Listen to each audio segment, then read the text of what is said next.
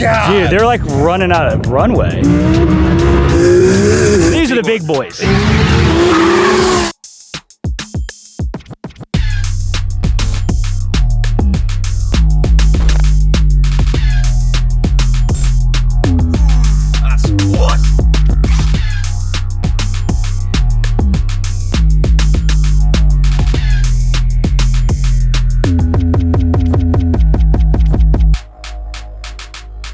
Welcome back. Another episode of This Versus That presented by NOS Energy Drink. That's right, baby. We're here in Australia. We're going to be racing some real fast cars today. For this one, rather than go to the drag strip and get some drag cars, I just went to your typical roll racing night in Sydney for some normal street cars. But you guys have the same rivalry as this one, twin turbo V10 up against R35 GTR. Let's go check out the sauce.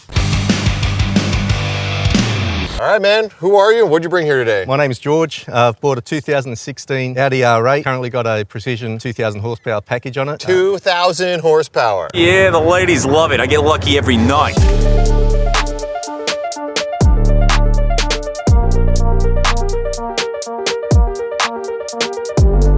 On the outside, pretty stock. I mean, these cars don't need much to look great. They don't need much. So no. what are you working with on wheel and tire setup? Wheel and tyre setup, it's just brand new. I've just got semi-slicks on the front, forged line rims. Just came in from the US just recently, Nice. 2 days ago. And the rears, these look so mean. So you have the Mickey Thompson on the back, the bead lock. Yep, 305s on the back. Got a nice flush fitment on it. And look, I just plan to keep it fairly stock because it's a weekend car. Take the wife out and go grab some coffees. Just casually getting coffees with That's 2,000 horsepower. Can we look at what's under the hood? Yep.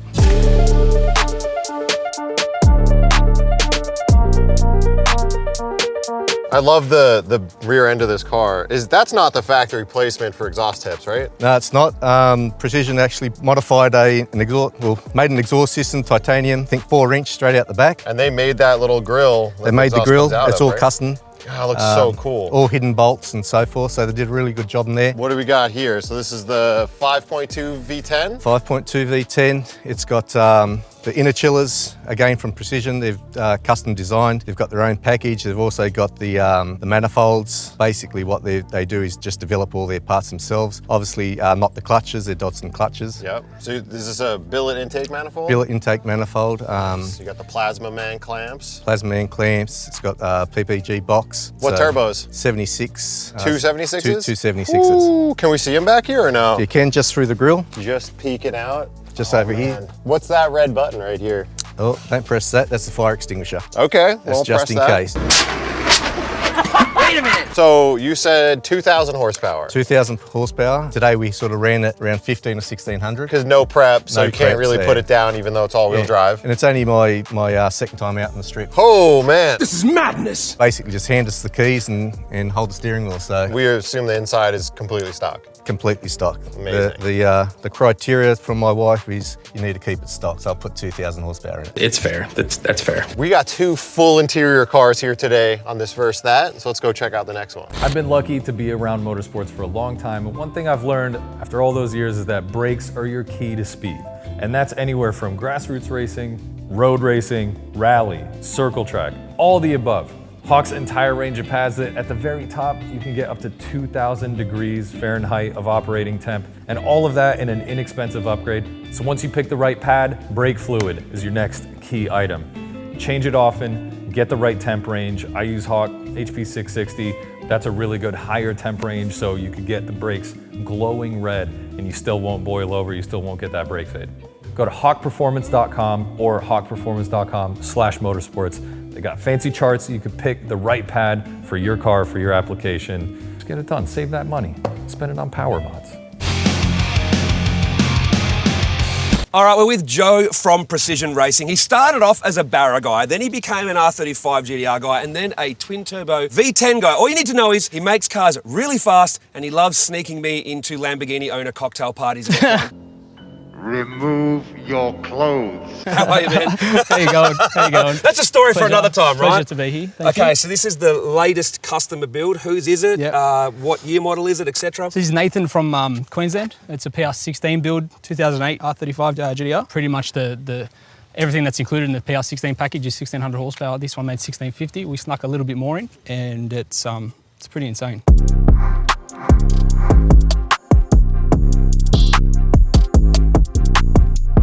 Now, before we go any further, I'm going to say this. I get to see all their entry forms for our events, and I haven't seen a single car yet that has PR16 or PR12 or any PR. PR12 rocks up with 1350. A PR16 rocks up with 1650. Yeah. You guys always round down. Other countries, they like to round up, right? Oh, we just try to, be honest, be open, honest. It's what it is. It's going to put that down there, and twin 6875 turbos. Not quite wicked all the way up, but it's plenty. It's enough. Like, it's a fast car. Now, obviously, there's always talk about billet block, whether you go a stroker. You guys mostly stay 3.8, right? But obviously billet crank, or what have you got in this one? 16s typically all go stroker. So this is a 4.1, but stock block still, billet girdle, and the rest of all of our goodies inside the engine, our own heads and whatnot. Obviously the manifold you can see there, Boost Logic, it's a plasma intercooler, spec'd up by us. We make our own catch can set up front to rear, so any spewage goes at the back, but it's nothing like an RB, Andrew. What I love though is seeing Australian products and American products together in a Japanese car, right? Yeah, of course. I think everyone should be working together, especially with things like that 100%. that you're doing the same of. Yeah. So obviously Motec ECU in all of your twin turbo V10 R35 packages. Obviously you've got torque management strategies, launch control, track control. Yep. You guys take that stuff pretty seriously, right? 100%, yeah. So there's thousands of hours invested in dialing all that in. Yeah. From the way it launches, there's the initial RPM and then the lower RPM. Once it reaches peak boost, then we've got torque control through the run, first gear, second gear, fourth gear, all different based on the track. Well, power's one thing, we have to put it down, right? Yeah, Let's that's talk about it. this wheel and tyre package.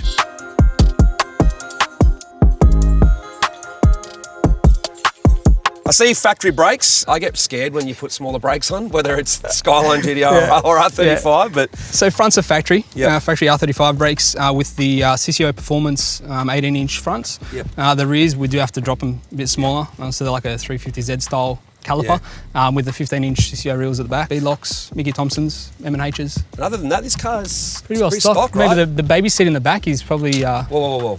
You're driving a customer's R35 around with a baby seat. How are you supposed to pick up? Did they see the baby seat, man? I know, right? That's my Falcon just doing its thing. Didn't really think of that, to be honest. Let's have a look.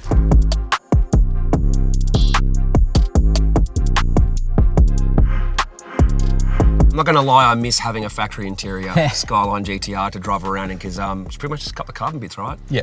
Well, if we can't talk about interior, there's a gear lever there. Let's talk about what that's attached to. So the gearbox, obviously when you got 1650, it's a fair bit of gearbox work to sort of hold it down, right? So what's in it? So again, it's a factory style transmission. So GR6, 6-speed dual clutch, modified by us. We call it our PR16 package, obviously. Billet PPG gear set, ring and pinion, wave track diff. All that is all housed within the one unit. We were talking about this earlier. Main thing with these cars though, you need to get the electronics right. Obviously, when they decide they're a little bit out of whack and you get TCM faults and sort of, I've heard that's like probably the main thing you guys have to deal with now. It's not so much the strength of components anymore, it's just the electronics all working in harmony, right? Yeah, of course. I guess that's the future of everything's becoming electronic, and the more data you have, the more data you can display. So that's why we put the Motec C1212 dash in these things. It looks killer and tells the driver everything they need to know. Turn it on, turn on the dash. I love this thing. Check this out. Tell me you've got Precision Racing logo coming up at the start. There we go. So you know what you're driving.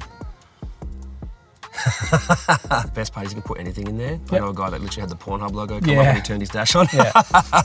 You sick freak! All right, so we know how much power it's got. We know what it's got in it. The big thing now is it's time to race heads up. But this is a little bit different. It's kind of like this versus this because it's workshop car versus workshop car. We actually couldn't find anyone else suitable within our lineup for you guys to race, so we just put you head to head. What do you reckon? Yeah, well, look, I'm actually really interested to see how they're going to go because both are insanely fast. I really don't know what's going to happen. You know the best thing is? Precision Racing wins either way. That's it. Making me pick between a GTR and almost anything else in life is a very difficult thing to do. You know what? Forget logic, I have to back the GTR. All right, prediction. I'm gonna go R8 because I've seen what Hank Iraz was able to pull out of, like, you know, what his thing was. These things are always stupid fast, but I'll probably break knowing my luck, so R8. You've seen the Avengers, right? Yeah. Iron Man don't survive. Iron Man drove an Audi.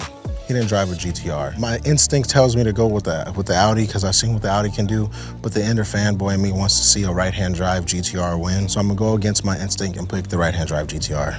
Tony Stark. I really don't. What are we doing? I'm gonna go with the R8 just because I've driven one of those with a lot of horsepower and they're really fast and really scary.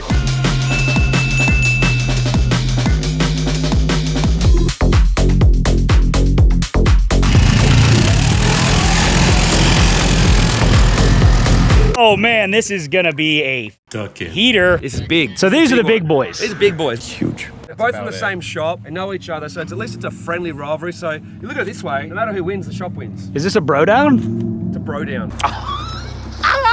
Round one.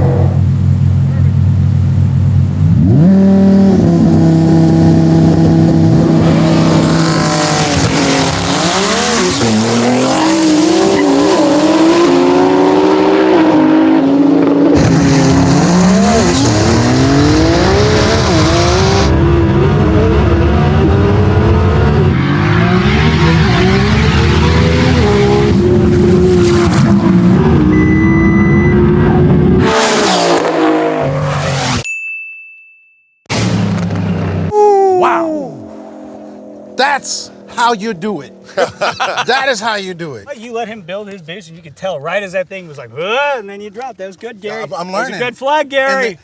I like that. Hoonigan School of Learning how to arm drop. Yeah, finicky R8s with their launch control. We couldn't be playing games. Turn it off and on again. That's it. Reset. He hit it with the 4. I'm sorry, Jenny. That's my first time ever.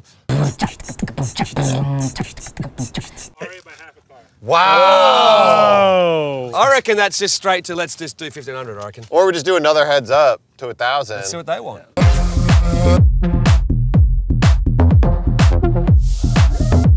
And just got you apparently, like not a discernible amount that we could actually work out. So we just want to see you guys go heads up again, but over 1500. What do you reckon? Over 1500, yeah. Want to do that? Yeah, let's do it. All right. That's pretty good. Came around him at the end there. I did slightly, but I think I had a bit too much wheel spin at the start. Yeah. But I'll give it another go. Well, we're just going to make your life even easier now. You can top end you more. Let's go 1500 feet, all right? Sound good? Stay on it till 7. Round two.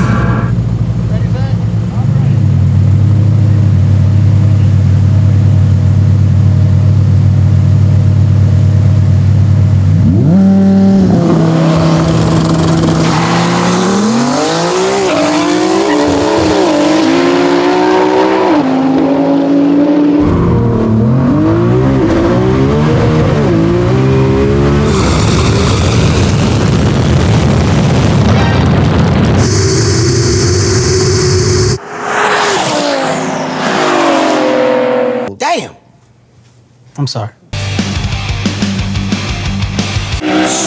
Jesus Christ. Did you see that bird crossing? I thought that was like a chunk of tire coming off the Audi. Oh, no, birds are there all the time. Yeah, no. It's those magpies. Yeah. We want to see racing. We want to see racing. Yeah, we want boom. to see racing. So R8 won again. Yeah, it did. Wow. Bonus round, roll race. Good job.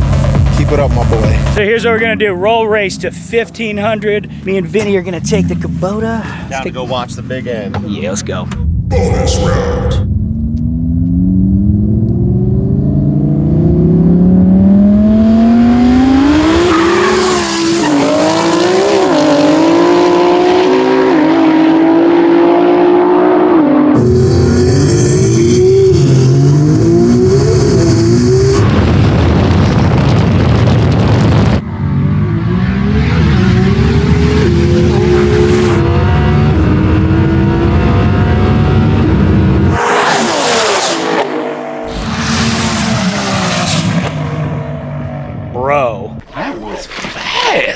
Holy shit. My God. Dude, they're like running out of runway. I'm sure they're doing close to 200.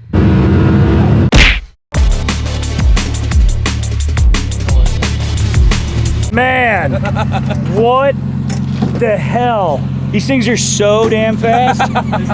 That's fast. He got out of the hole. He just slingshot me and I couldn't catch him. They're so fast, man. What mile an hour you think you're hitting on at the trap? I wasn't looking down. It would have probably 165-ish maybe. Dude, they came through cooking. Well, guys, these are absolute monsters. We appreciate you coming out. Thanks for putting on a good show and blowing our minds. See you next week. Yeah. Oh, yeah. Cheers, Hey. guys. Thanks a lot. Cheers.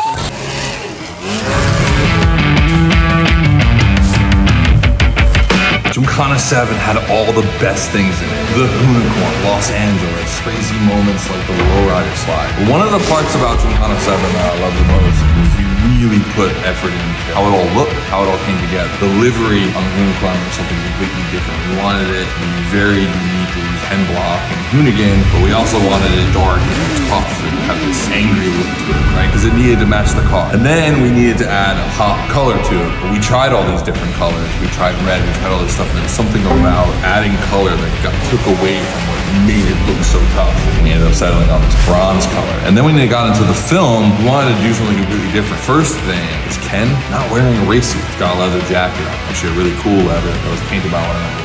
And then his helmet, the goggles, and the bandana. That whole look was something that like we really thought about. We didn't want him to look like how he did in all the other films. We wanted this to be way tougher because after all, our inspirations were films like To Live and Die in LA. So we wanted this to have more of a gritty LA vibe to it and not to have this like very buttoned up race suit vibe. So because of that, it ended up creating probably my favorite of all time Gymkhana gear packages. One of my favorite, I would say top 3 favorite t-shirts that we ever created was the Palm Trees Hits logo. But it has been 9 years since then, so a lot of you have been reaching out asking if we would ever reissue some of the gear, and we figured what better Gymkhana to start with than Gymkhana 7 to do a little reissue. Plates, hats, a bunch of different gear that you can go get. So check this out, and also let us know what other Gymkhana gear or what other team gear you'd like us to reissue. And again, as always, with all the Ken merch that we're selling, a portion of the proceeds go to the 43 Institute, which is the foundation we started in Ken's name. Rad stuff. Who out here putting duct tape on this man's beautiful GTR? Good vantage point you got there, Vinny. Not bad. Oh! God damn.